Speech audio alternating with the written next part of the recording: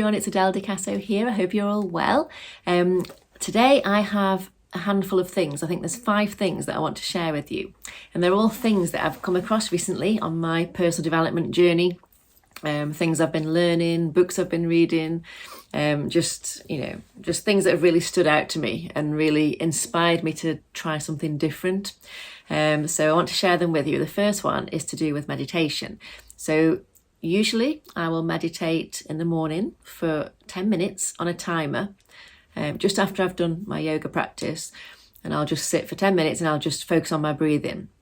And I really, I love that. There's nothing wrong with that. That's working for me. I really love it. But sometimes I do get a little bit, distracted, and there's nothing wrong with getting distracted and then coming back to focusing on your breathing again. It is normal, but sometimes I find it a little bit harder to get into the zone.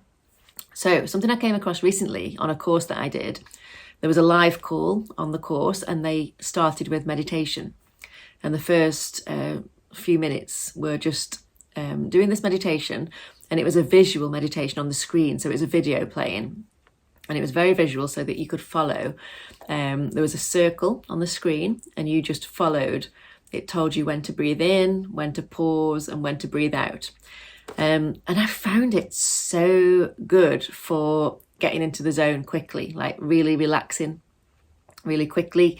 You knew exactly when. I do find that breathing meditations are good because you're so busy focusing on counting the seconds when you're breathing that you don't often get distracted thinking other thoughts. So they are really good anyway. But this one particularly because it was a visual. So I've been sort of just doing that in between my usual meditations just to sort of shake things up a little bit. And I really, really like it. Really, really recommend it. The one that I did was a calm meditation. So you can find Calm. I think they specialise in meditations. It's a company that specialises in them. So really, really good. And then the other thing I did, whilst I was sitting at my desk doing the meditation, because I don't normally sit at my desktop computer and do it, but I had it on the big screen. And then just following that, when I would do my journaling process, which I normally do, on my knee on the sofa in the lounge, I sat at my desk and did my journaling as well. And I did it to some background music, journal music. And again, it was just, I found it really effective, just really helped me to relax and helped me to get into the zone with my journaling. So that's the first thing that I recommend. And I'll put links in the comments to those videos.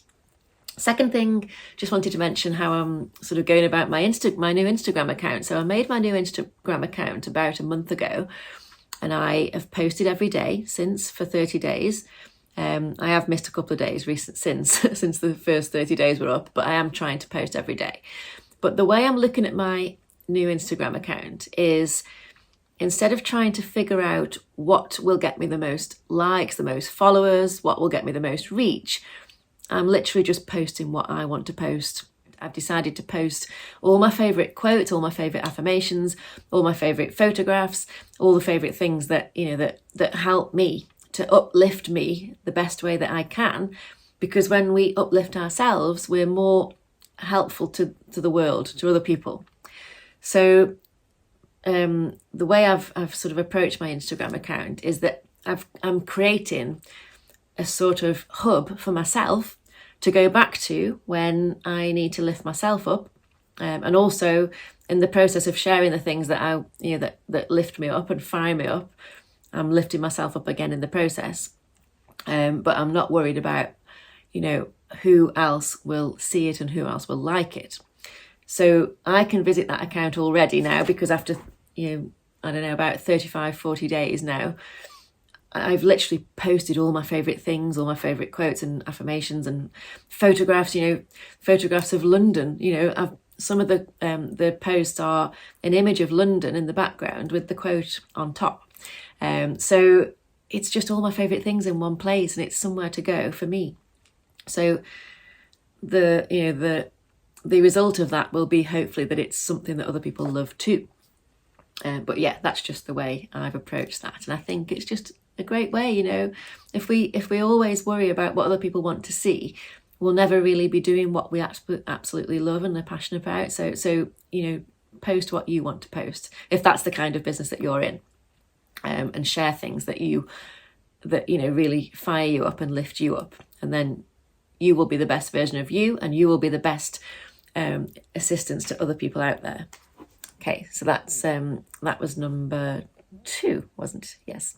So number 3 was another quote that I heard from a lady called Allie Casazza, who's a very successful businesswoman. And her quote was, "Find the domino that will knock all the other dominoes over." So if you've ever played dominoes or seen dominoes, you know that, once they get going, they build up momentum and all the dominoes fall over. It's quite fascinating to watch. But look at how you can apply that in your own life.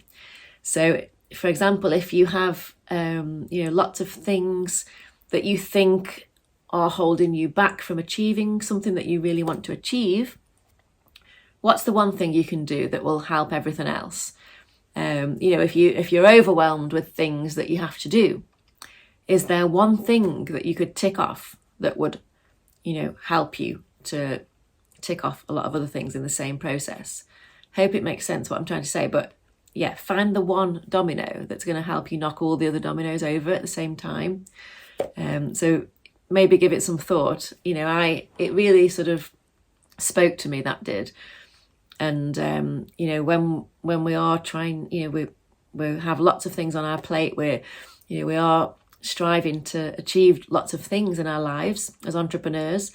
Sometimes it can become a little overwhelming. So if we can find one thing that we can do that will help lots of other things, then it's only going to be an advantage to us. Next thing was another article that came in an email, I think, from one of the people that I follow called John Williams. And John was talking about finding your champagne moment. So, if you've got something that you really want to achieve, how are you going to celebrate that? How are you going to, are you going to pop the champagne? It might be that you are just going to simply pop the champagne when that happens. It might be something else. You might have another way of celebrating. But I found this a really good exercise because I started to think about how I would celebrate. And it doesn't have to be, after a massive achievement. It can be celebrations after stepping stones, like smaller stepping stones. And I think if you do that, it makes it all the more, it seems all the more achievable. So what are you going to do? How are you going to celebrate? Are you going to take your family out for dinner? Are you going to just have some, time to yourself, to treat yourself? Are you going to go for a spa treatment? What is it? How are you going to celebrate when you hit that first milestone? And by doing this, we're visualizing. So it's all about, the visualization exercise. And if you can see that end result in your mind and how you're going to celebrate, like for example, here's an example for you. Once in my previous business, we were going for a trophy, and I could see myself and Jamie going on the stage, and the music was playing, and it was "We Are the Champions" by Queen, and I could just see us going on the stage and receiving the trophy. So it was so clear in my mind, So what is it for you? How would you want to celebrate? And get really clear on exactly how you'll do that and have your champagne moment. So I loved that. And then the last thing was just to give you an update on the book I'm reading by Stephen Bartlett. So the book's called Happy Sexy Millionaire, and it is really, really good. I got the special hardback version. I'm about 2/3 of the way through it now, because I do have some of the books on the go at the same time, but it really is a great book. And a quote that stood out to me from that, if I can remember it properly, was, "Sometimes we have to call off the search to find everything that we're searching for."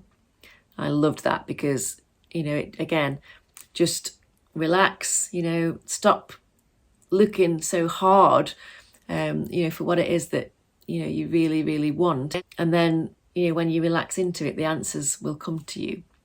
So I loved that quote. But it's full of amazing quotes the whole way through. It really is a great book. So once I've finished it, I will do a book review for you all, and share all the best bits. So yes, that's what I'm up to. Lots of stuff going on as usual, but I'm loving life, loving every moment. And I hope you are too. And if you need any help on how to lead a happy life, then please get in touch. If you have any ideas for videos, please let me know. and please subscribe before you go. Subscribe to my channel because it will help the channel to reach the people that need it most. So thank you for watching today, and I'll see you all very, very soon. Bye for now.